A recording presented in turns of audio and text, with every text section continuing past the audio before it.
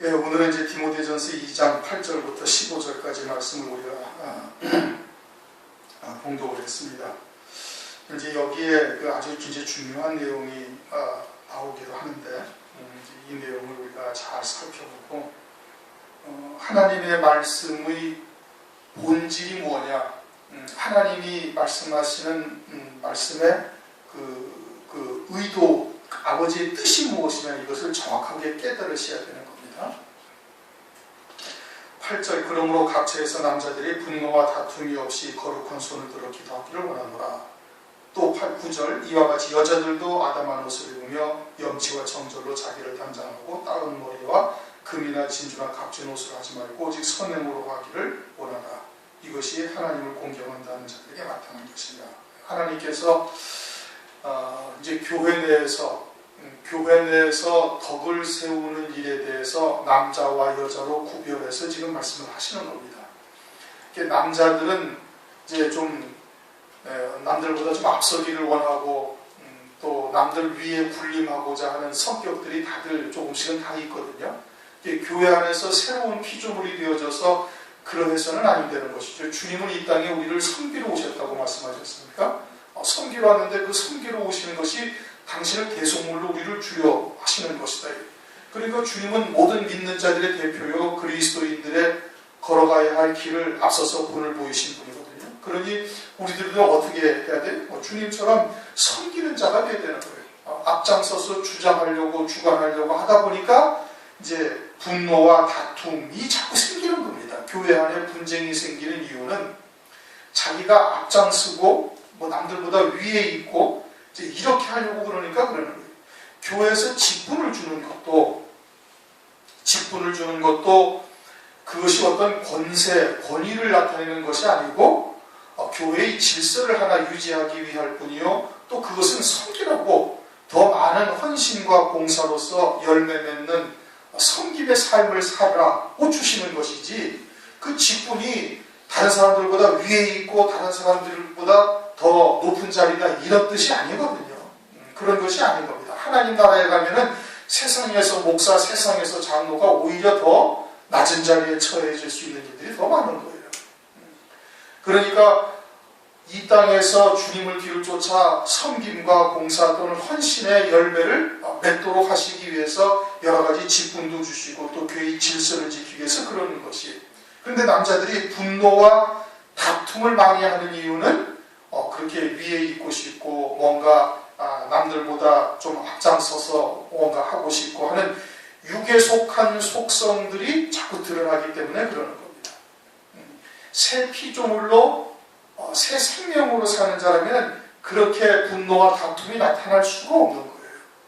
진리의 사랑 안에서 사랑하며 긍휼히 여기고 있으니까 그런 것은 거리가 먼 것이죠. 그러니까 분노와 다툼이라는 것은 무엇 때문이다? 그것은 육에 속한 속성들이 아직 많이 남아있고 자기 정과 욕심을 십자가에 못 박지 못하였기 때문에 이와 같은 것들이 나타나는 것이죠. 그러니까 그런 것이 없이 거룩한 손을 들어 기도할, 거룩한 손이라는 것은 하나님의 성품에 참여한 자 되어져서 그렇게 기도하라 이겁니다. 다시 말하면 새 생명으로, 새 피조물로 그와 같은 믿음 안에서의 하나님께 속한 그와 같은 생명으로서 그러한 자리에서 기도한다면 분노와 다툼이 일지 아니한다. 그것을 지금 말씀하고 있는 겁니다. 이제 남자들이 그러하고 9절, 또 이와 같이 여자들도 아담한 옷을 입으며 염치와 정절로 자기를 단장하고. 교회 올 때 어떻게 오라고? 아담한 옷을 입고 오라는 거예요. 실제 있었던 어떤 목사님이 한번 얘기한 것을 제가 대신 해드릴게요. 저기 충청남도 이 해안가에 위치한 교회예요. 여름철 되면은 피서객들이 많이 오지 않습니까? 피서객들이 많이 왔는데 거기에 또 그중에 또 이제 신실한 성도를 가진 사람들이 이제 거기에다 이제 새벽 기도까지 온 거예요. 그렇게 이제 외부 사람들이 이제 그 시골 마을에 있는 이제 그 교회에 새벽 기도하러 온 겁니다. 새벽 기도하러 왔는데 어떻게 왔느냐 하면 비키니 옷을 입고 새벽 기도하러 온 거예요. 교회 안에. 그러니까 이 목사님이 어떻게 생각을 하겠어요? 기가 막히게 그러시잖아요. 하나님 앞에 나와서 예배를 드려 새벽기도 나오는 정성이나 그 중심은 참 좋은데, 근데 옷을 그렇게 입고 와서 앉아서 예배를 드린다고 앉아있으니 이게 어디를 쳐다보고 예배를 드려야 된다고 그 목사가. 이 기가 막힐 노릇이잖아요. 마찬가지로 그건 극단적인 얘기고, 교회 올 때 아담한 옷을 입으라 이겁니다. 뭐 비싼 옷이 뒤에도 나오지만 비싼 옷이나 이런 것을 원하는, 하나님 그런 거 바라시지 않잖아요. 우리 형편을 다 누가 주관하시는 거예요? 하나님이 다 주관하시는 거예요. 그러니까 하나님 앞에 아담한 단정한 옷차림으로 이렇게 나와야 되는 거예요. 그러니까 좀 이제 요새는 이것을 여러분들이 잘 생각을 하셔야 돼요. 마지막 때가 로세 때와 같다, 노아의 때와 같다 말씀하셔요. 로세 때와 같다. 로세 때라는 것은 아주 음행이 그냥 보편화되어져 있는 것이 로세 때인 겁니다. 그런데 여러분 오늘날 보시면은 오늘날이 그러한 때와 다를 바가 하나도 없는 거예요. 그러니까 예전 같으면 수치스럽게 여기고 참 감추던 일들이 지금은 아주 공공연하게 행하는 일들이 그냥 벌어지는 겁니다. 남색하는 거, 동성애하는 거 그냥 발표를 해버려요. 예전 같으면 돌에 맞아 죽을 일이라고 혹시 감추면서 쉬쉬하던 일들이 지금은 공공연하게 드러나고 공공연하게 밝히고 앉아있는 거예요. 그리고는 그렇게 하는 것이 크게 대수롭지 않은 거예요. 그러니까 성적인 문란함이 말할 수 없이 지금 혼탁해진 겁니다. 그런데 그리스도인들도 그렇게 되어져서 그런 거에 대해서 별로 대수롭지 않게 생각을 하고 있으면 이게 문제인 거예요. 그것은 뭘 말하는 거예요? 롯의 딸처럼 소돔화가 되어져 가고 있다는 증거입니다. 롯의 딸을 우리가 상고를 했죠. 자기 아비와 관계를 맺으면서도 그게 죄인 줄을 모르는 거예요. 그것이 죄인 줄 알고 하나님의 율법이 얼마나 철저히 그만 말씀이라는 것을 깨닫고 있으면 할 수가 없죠. 그런데 그렇게 하고도 전혀 문제가 안 돼서 언니가 하고 그 다음에 지 동생들로 들어가서 아버지를 술 마시고 네가 가서 동침을 해라, 그래서 인종을 전하자, 그렇게 이야기할 수 있었던 것은 그것이 죄인 줄을 모르고 있다는 얘기예요. 그런데 그러한 음행이 보편화되어져 있다 이겁니다. 근데 그것이 교회 안에도 자꾸 들어오고 있는 거예요. 지금 오늘날 세상에. 그러나 그리스도인들은 그것을 깨닫고 선을 딱 지킬 수 있어야 되는 겁니다. 옷차림부터 마찬가지예요. 우리는 이제 우리 사람들은 대부분 별 생각 없이 자기 마음에 드는 옷들을 이렇게 입습니다. 그렇죠? 밖에 나가서 살 때도 보아서 자기 눈에 들고 자기 마음에 드는 옷을 입는 거예요. 그런데 여러분들의 옷차림이나 여러분들의 말이나 여러분들의 행동이 우리의 신앙의 영적인 부분들을 그대로 다 표출시킵니다, 여러분. 그러니까 보면은 그냥 아는 거예요. 그냥 기를 세게 해서 그 사람이 영이 어떤가 이렇게 해야 아는 것이 아니고, 목사가 하나님의 말씀에 하나님의 온전한 진리 안에서 인도함 받고 그러니까 하나님의 말씀에 순결한 말씀 안에서 있으면은 보면은 그냥 보이는 거예요. 말하는 것이나 옷 입는 것이나 그냥 행동하는 것을 통해서 그 사람의 영적인 상태가 그냥 그대로 다 드러나는 겁니다. 그러니까 진리 안에서, 믿음 안에서 신실한 신앙을 가지고 있는 사람은 그렇게 행동할 수가 없고 그런 옷차림을 입을 수가 없는 거예요. 그것을 이제 설령 이제 아직 신앙이 어려서 그러한 부분까지 미처 깨닫지 못하고 있으니까 자기 옷이나 자기 행동이나 자기의 말하는 것을 통해서 그것이 그냥 그대로 드러날 뿐이에요. 그런데 본인은 그것을 전혀 깨닫지 못하는 거예요. 마치 롯의 딸들이 그랬던 것처럼 똑같다 이겁니다. 그러나 교회에서는 하나님의 말씀은 아주 날선검과 같이 아주 예리한 말씀인 거예요. 그 사소한 것까지도 하나님은 다 보고 계시는 거예요. 그러니까 우리가 교회에 올 때, 물론 이제 제가 이제 교회하고 집하고 함께 있으니까 참 저도 이게 참 불편한 거예요. 그러나 실제 우리가 예배를 드리러 교회를 온다, 어떤 교회 어떤 행사 때문에 교회를 온다 할 때는 그러한 모든 부분에 있어서 하나님의 선하신 뜻이 무엇인지 우리가 잘 생각하고 오셔야 되는 겁니다. 그럼 옷차림에서 또는 말에서 행동에서 마찬가지다 이겁니다. 그런데 그냥 그것이 보편화되어져 버렸으니까 그냥 교회도 대충 입고 그냥 자기는 별로 생각이 없이 왔는데 보면은 그것이 사실은 그렇지 아니한 부분들이 많이 있거든요. 그러니까 교회 올 때는 여자들은 어떻게 해라? 그냥 아담한 옷을, 이거 실제 남자 여자에 대해서 말씀하는 거예요. 아담한 옷을 입고, 그리고 염치와 정절로 자기를 단장하는 신실한 그 믿음 안에서의 그 속사람을 단장하라 이겁니다. 외적인 것에 신경을 쓰는 것보다는 그 속사람이 그리스도의 형상으로, 또는 속사람이 그러한 믿음 안에서, 신앙 안에서 그렇게 하나님의 모시기에 합당한 그와 같은 것으로 단장을 하라 이겁니다. 따은 머리나 금이나 진주나 값진 옷을 하지 말고 아담한 옷을 입으라는 얘기죠. 뭐 우리 교회야 그런 사람이 없지만은, 교회 간다고 멋을 내다가 하도 지나쳐서 미장원 가서 돈 10만 원씩 머리를 하고 그러고서 교회 오면 그것도 안 되는 겁니다. 전번에 어떤 분이 그러지 않습니까? 천호동에 무슨 교회, 그 큰 교회, 어떤 권사가 하나가 밀크 코트를 뭐 1,몇백만 원짜리 입고 오니까 그냥 그 다음 주에 있겠다 권사들이 그냥 여러 명이 그냥 쫙 서 입고 오고, 무슨 밀크 코트가 권사 단체복도 아닌데 막 그걸 다 입고 와서 자랑하는 거지요. 교회 와서 자랑하는 거예요. 나 이런 거 입었다. 1,500만 원짜리 입었다. 그러니 그 못 입는 사람들은 그 얼마나 속이 타겠어요. 그렇게 옷을 교회 와서 입고 오면 그런 것은 안 된다 이겁니다. 그러니까 교회 올 때도 그런 것을 잘 가려서, 지난번에 필리핀 가니까 어떤 그 강도사 사모가 그러더라고요. 형편적으로는 여유가 돼서 귀걸이도 하고 옷도 좋은 것도 입을 수도 있고 그렇지만 교회 갈 때 일부러 수수하게 입고 간다는 거예요. 이런 것도 다 빼고 아무것도 안 하고 그냥 화장도 털털하게 그냥 하고, 생긴 대로 그냥 뭐 검은 죽은 게 나온 거 있으면 그냥 다 나온 대로 그냥 대충 하고, 그리고 털털하게 입고 간다는 거예요. 괜히 좋은 옷 입고 뭐 반지 끼고 어쩌고 저쩌고 가면은 거기에 다른 선교사 부인들은 정말 끼니를 걱정하면서 사는 분들도 때로는 있거든요. 옷 같은 거는 그건 신경 쓸 일이 아니에요. 그러니까 그렇게 고생하며 희생하는 선교사나 선교사 부인들이나 다른 또 사람들도 있는데, 뭐 조금 여유가 있다고 막 그냥 귀걸이하고 막 뭐 다이아반지 끼고 옷도 갖다 뭐 몇십만 원짜리 입고 이렇게 가면은 그건 안 되는 거예요. 당연한 거죠. 그러니까 그렇게 간다고 그러더라고요. 그래서 그건 참 믿음이 있는 것이지요. 교회 올 때 우리가 그러한 옷차림이나 이런 것을 잘 신경을 쓰셔야 되는 것이고, 그렇게 외적인 것에 치장을 할 것이 아니라 속사람을 그리스도의 형상으로 단장하고 하는데 우리가 더 비중을 둬야 되는 겁니다. 10절, 오직 선행으로 하기를 원하라.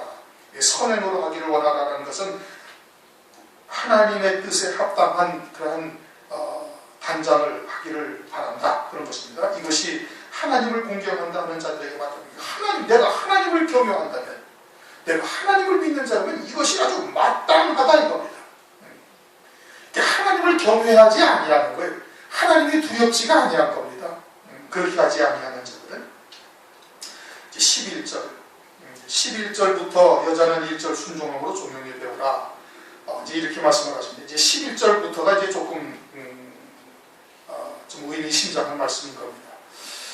여기서부터의 말씀은 지금 물론 8절, 9절은 일반적인 남자, 여자입니다. 그렇죠? 일반적인 남자, 여자를 얘기하는데 11절부터는 남자, 여자를 말하는 게 아니에요. 에베소서 5장을 가면은 5장 22절에 남편과 아내에 대해서 쭉 말씀하시잖아요. 남편과 아내에 대해서 쭉 말씀하시다가 30절에 가면은 이 비밀이 크다. 내가 지금 그리스도와 교회에 대해서 말한다. 그러니까 실제 남편과 여자의 아내에 대해서 쭉 말씀을 하시는데, 그것은 말씀의 본질이 아니라 실제 본질은 뭐다? 그리스도와 교회에 대해서, 그리스도가 남편이요 교회가 아내와 같은 자리에 있는데 그들의 그 관계를 지금 쭉 설명을 하시고 있다 이겁니다.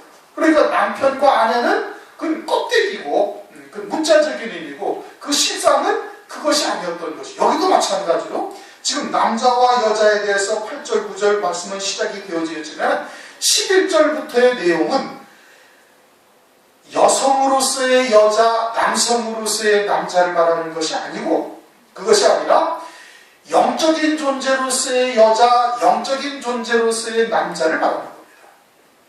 영적인 존재로서의 여성, 여자, 딸, 영적인 존재로서의 아들, 남자에 대해서 말씀하고 있는 거예요. 고린도후서 5장 16절 17절 보면은 우리는 육체대로 알지 아니한다. 그리스도도 우리가 육체대로 알았지만은 그분은 그리스도지 요셉의 아들이 아니다 이거예요.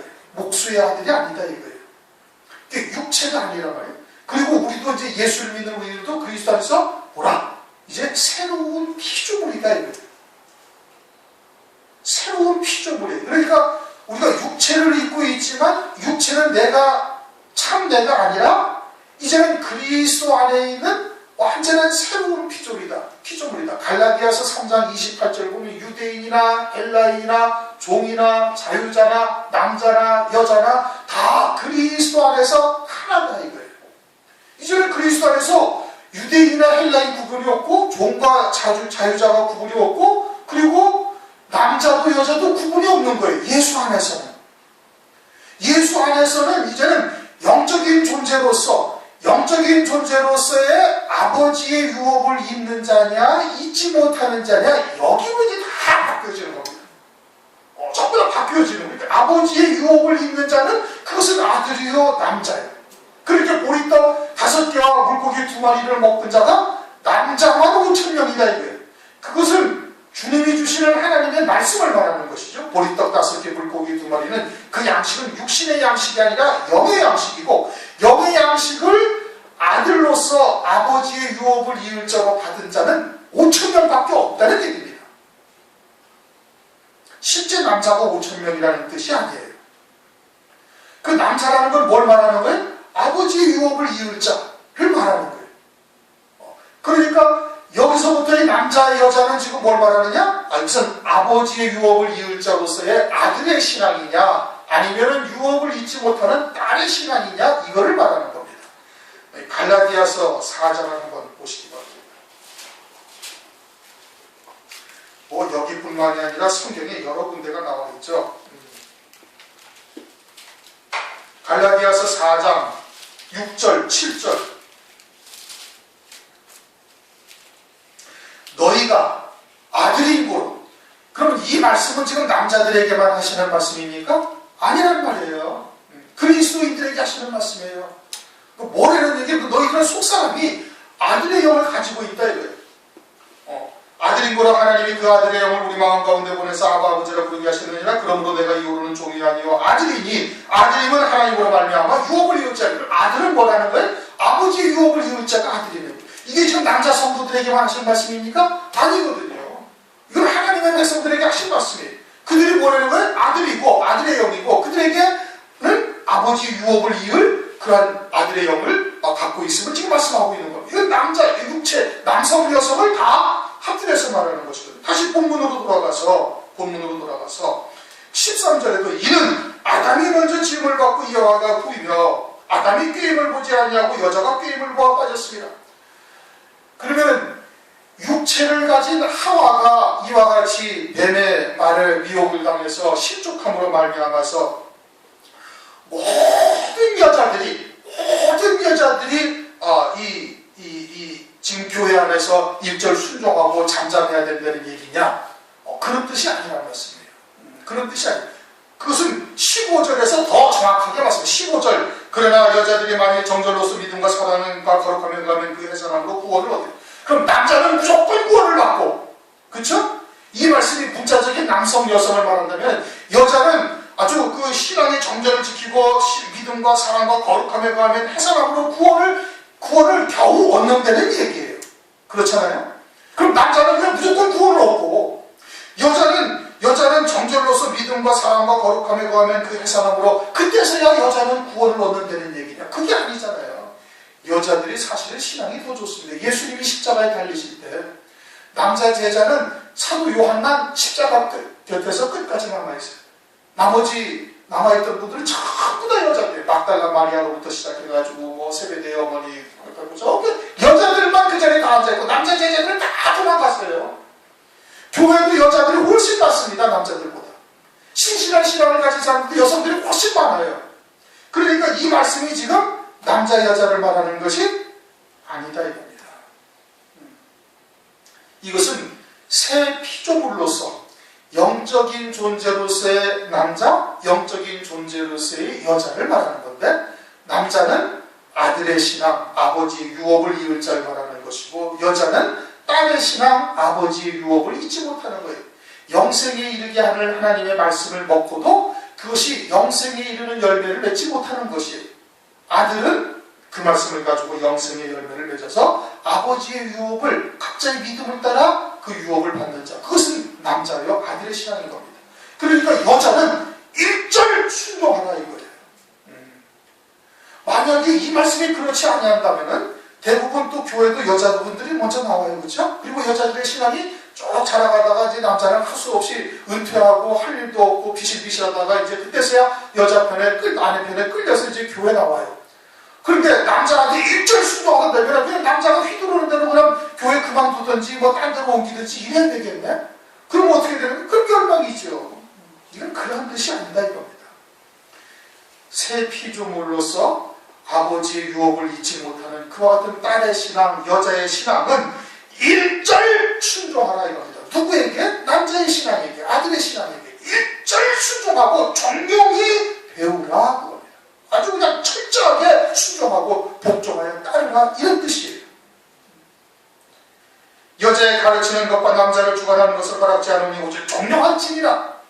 만약에 이 말씀이 그냥 여성을 의미하는 거라면 그렇게 주장하고 있죠. 지금도 많은 사람들이 그렇게 주장을 합니다. 거의 모든 교회들이 다 그렇게 주장을 해요. 그러면 여자가 목사가 되는 건 어떻게 돼요?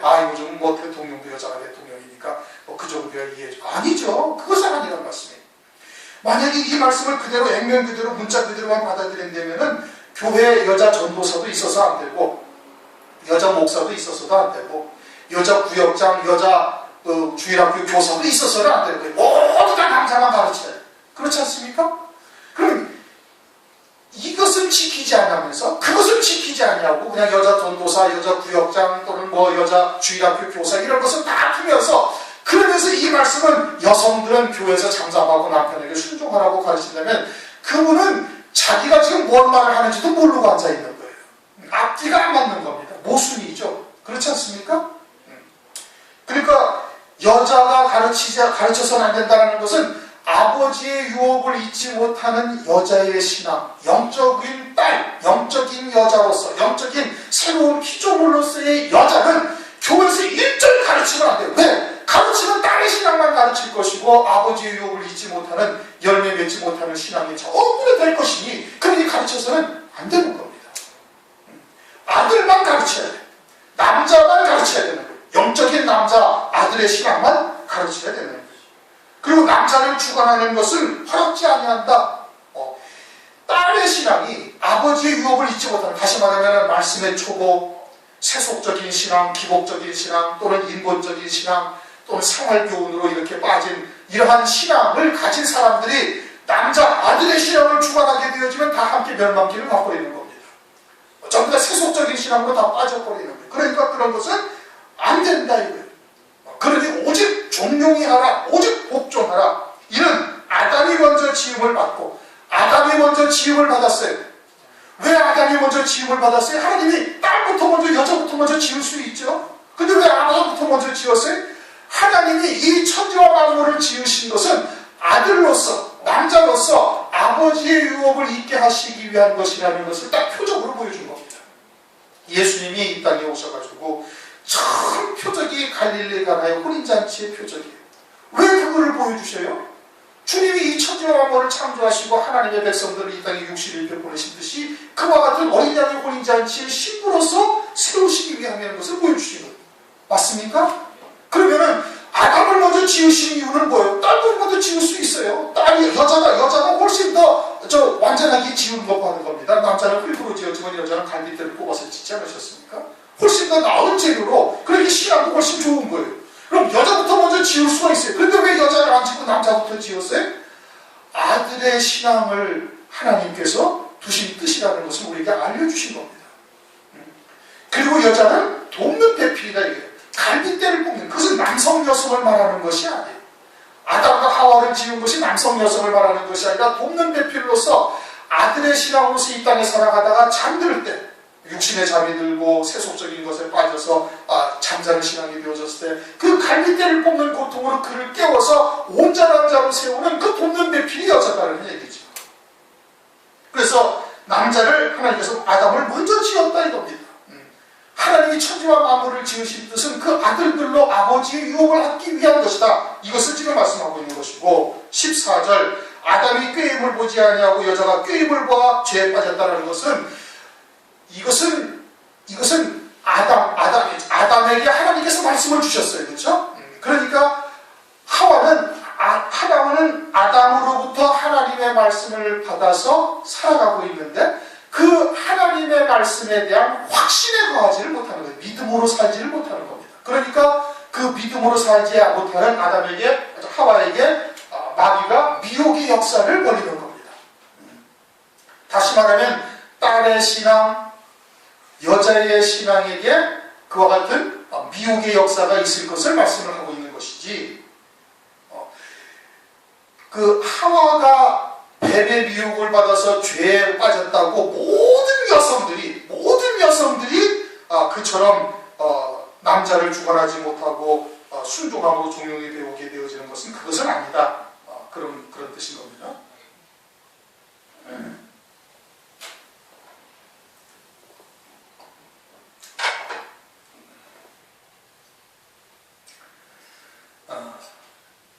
그러니까 영적인 여자 신앙, 영적인 딸의 신앙이 미혹을 받음을 말씀하고 있는 거예요. 그 아들의 신앙은 미혹받지를 않는 겁니다. 딸의 신앙이 미혹을 받는 것을 말하는 것이죠. 아담이 꾀임을 보지 아니하고 여자가 꾀임을 보아 죄에 빠졌음이니라.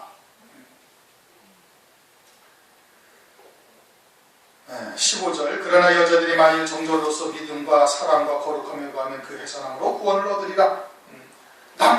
남자의 신앙은 다 구원을 받는 거예요. 이미 아버지의 유업을 이을 자들이 되어져 있으니까.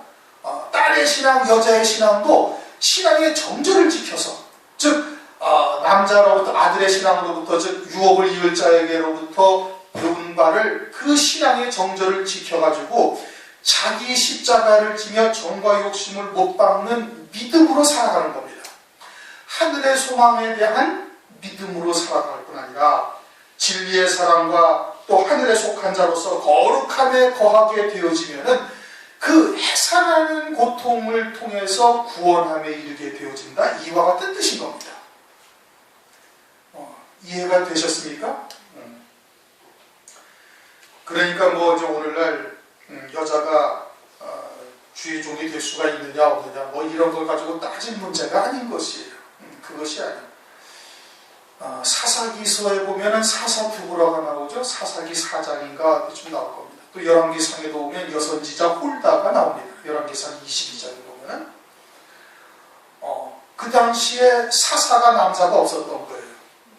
사사로서 두보라를 하나님께서 두시고 또 여선지자로서 남자로서는 선지자가 그 당시 하나도 없었고 홀다만 선지자로 두신 거예요. 만약에 하나님께서 이 말씀이 그들의 주장처럼 남성, 여성을 말하는 거라면은 하나님은 전지전능하시지 않습니까?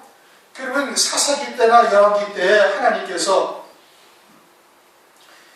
그런 사사 드보라나 여선지 홀다를 두셨다가 디모데 때에 디모데전서에 이와 같은 말씀도 고린도전서 14장에도 똑같은 말씀이 있습니다. 고린도 교회나 디모데 교회에 디모데전서에 이와 같은 말씀을 쓰실 줄을 몰라가지고 깜빡해가지고 드보라나 홀다를 세우셨던 건 아닙니다. 그렇지 않습니까? 전지전능하신 하나님이잖아요. 사사 드보라 때나 여섯지 홀다 때나 또는 디모데전서가 쓰여질 초대교회 때나 아니면 오늘날 때를 하나님이 모르실 리가 없거든요. 만약에 하나님께서 실수하신 것이면 하나님은 전지전능하신 하나님이 안 되는 거예요. 하나님 말씀 자체에서 충돌이 생기니까. 이것이 여성이라는 뜻이라면 그렇죠? 그런 것이 아니란 말입니다. 혹자는 또 누가 그런 얘기를 해요. 어떤 목사님이 그 당시에는 남자들이 너무 다 타락을 해서 그랬다. 우리가 구원받는 것은 우리의 의지나 우리의 노력으로 되는 게 아니라 하나님의 은혜로 되는 겁니다. 하나님이 실수하셨다는 얘기거든요. 그럼 문제가 심각하죠. 이사야서 1장을 보시면은 우리가 이 소돔과 고모라 같은 때에 우리가 남은 자 된 것도 그것도 하나님의 은혜라고 말씀을 하고 있어요. 이사야 때 참으로 남겨두신 것이 하나님의 은혜로 남은 자가 되는 것이지, 여선지 홀다 사사 두보라가 훌륭해가지고 남아있는 것이 아니라 하나님께서 그들을 택하셔서 그들을 선지자로 사사로 쓰신 것입니다. 이사야서 1장 9절 만군의 여호와께서 우리를 위하여 조금 남겨두지 아니하셨다면 우리가 소돔 같고 고모라 같았었으리로다. 그러니까 남은 자가 되어져서 신앙을 지켜나가는 것은 하나님의 은혜로 되는 거예요. 구원받는 것은 하나님의 은혜죠. 그러면 하나님께서 잠깐 실수하셔가지고 사사두보라를 세웠던 겁니까? 남자들로서는 세울 만한 사람이 없어가지고 하나님께서 깜빡해가지고 디모데에게 이런 편지를 바울이 쓸 것을 깜빡 몰라가지고 잊어버려가지고 두보라를 세운 거예요. 하나님께서 남자를 세우려면 얼마든지 세우실 수 있었던 겁니다. 얼마든지 세우실 수 있었던 거예요. 그러니까 그것은 하나님께서 불어 사사두보라를 세운 것이고 여선지 홀다를 하나님께서 세운 거예요. 그렇지 하나님께서 실수한 것이 아니다 이겁니다. 그러니까 이 말씀은 그러한 뜻이 전혀 아니다 이겁니다. 또 사도행전 2장 18절에도 마지막 때 하나님께서 여호와의 크고 두려운 날이 이르기 전에 남종과 여종에게 내 영을 부어주어서 그들로 예언하게 하신다고 말씀하고 있지 않습니까? 마지막 때 여종들을 하나님께서 쓰시겠다는 얘기예요. 그러니까 이 디모데전서의 이 말씀이 11절과 15절 또 고린도전서 14장에 나와 있는 그와 같은 14장에 나와 있는 그러한 똑같은 내용의 말씀이 이것이 남성, 여성을 말하는 것이 아니다 이런 뜻인 겁니다. 충분히 이해하셨습니까? 그러면 이제 디모데전서 3장 2절을 한번 읽어보십시다. 시작. 그러므로 감독은 책망할 것이 없으며 한 아내의 남편이 되며 절제하며 근신하며 아담하며 나그네를 대접하며 가르치기를 잘하라. 그럼 이제 감독이라는 것은 오늘날 장로교회에서는 목사예요. 강의교회에서는 이제 감독이라고 이야기를 합니다만은 장로교회에서는 목사죠. 그런데 목사가 어떻게 해야 된다고요? 한 아내의 남편이다. 그럼 남자만 목사가 된다는 얘기냐? 지금 그 말씀의 본질은 2절의 본질은 하나님의 종으로서 주의 종으로서의 생활의 열매가 어떠해야 되는가를 열거한 겁니다. 그렇죠? 그러니까 한 아내의 남편이어야 되고 절제해야 되고 근신하고 아담하고 나그네를 대접하고 가르치기를 잘하고 술을 즐기지 아니하고 구타하지 아니하고 관용하고 다투지 아니하고 돈을 사랑하지 아니하는 생활에서의 어떠한 열매들이 나타나야 그가 감독으로서 하나님의 종으로서 합당한 자냐를 말하는 겁니다. 그러니까 결혼 생활을 번복하거나 이렇게 해서는 안 된다 이런 뜻이에요. 그것이지 한 아내의 남편, 남자라는 것이 이것이 본질, 요 말씀의 본질을 말하는 것이 아니다. 그보다는 한 아내의 남편이 우선인 거예요.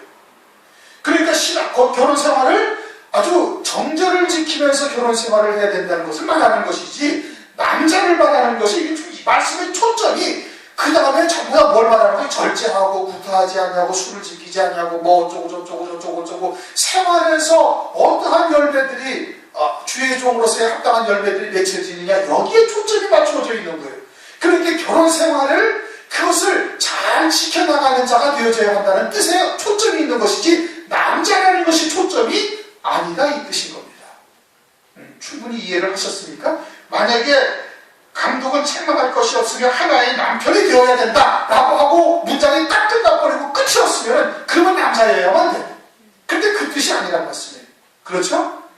그 말씀을 하고 있는 하나님의 의지는 그의 삶에 어떠한 열매들이 맺혀져야 그가 감독으로 합당하냐를 설명하시는 것이지 남자가 초점이 되어져 있는 말씀이 아니란 말씀이에요. 이해하시겠습니까? 네, 오늘은 이제 그렇게 해서 디모데전서 2장 8절부터 15절까지의 말씀을 우리가 참고를 했습니다. 영적으로 남자와 여자에 대해서 지금 말씀하고 있는 것인데 그런 부분들을 우리가 잘 생각하고 묵상하고 그리고 이제 그런 여자의 신앙, 영적인 여자, 영적인 딸의 신앙에서 있다면 속히 벗어나야 돼요. 그 영적인 딸의 신앙은 뭐예요? 그 말씀의 초보예요. 젖먹이, 어린아이 신앙, 연약한 채소만 먹는 것, 이런 것이 영적인 딸인 겁니다. 우리가 이제 창세기를 상고할 때 젖을 떼니까 어떻게 대열을 배설하잖아요. 이제 단단한 음식을 먹을 자가 되었다. 이제 딸의 신앙에서 벗어나서 하나님의 의의 말씀을 경험하고 단단한 음식을 먹고 연단과 또는 환란이 닥칠자 하더라도 그런 것에 의해 흔들리지 아니하고 요동치지 아니할 믿음의 자리에 이르렀으니까 그게 젖을 뗀 것이요. 그래서 대연을 아브라함이 대연을 배설했다는 것이 그와 같은 의미인 겁니다. 그러니 여자의 신앙, 딸의 신앙에서 벗어난 자는 그 열매가 어때요? 이제는 어떠한 그 역경이나 또는 그런 연단의 과정이 또는 환란의 과정이 닥친다 할지라도 실족하여 넘어지지 아니하는 그 믿음의 자리에 이르면 그건 이제 아들의 신앙인 것이죠. 그 신앙이 되어지면 이제는 아주 단단한 음식을 먹고 장성한 분량까지 충분히 이룰 수가 있는 거예요. 그 신앙에 딱 이르는 자들은 반드시 구원을 받는 겁니다. 구원을 받는 거예요. 이 구원이라는 것은 천당 간다 이 뜻이 아니죠. 열매 맺어 아버지의 유업, 하늘나라에서 이 기업을 이을 자로서 충분하다 이 뜻인 겁니다. 딸의 신앙에서 벗어난 자가 되어져야 우리는 다 그렇게 되었으리라고 믿습니다. 혹시 또 부족한 것이 있다면 다시 한번 이라는 말씀을 통해서 깨닫고 이제는 그러한 여러 가지의 시험이나 이런 것에 흔들리지 아니하는 자가 되면 되는 거예요. 굳건한 믿음에 땄으면 그건 아들의 신앙에 딱 이른 거예요. 그렇게 되어지면 하나님께서 어떻게 반드시 신부의 자리까지 반드시 이르게 하나님께서 역사하십니다.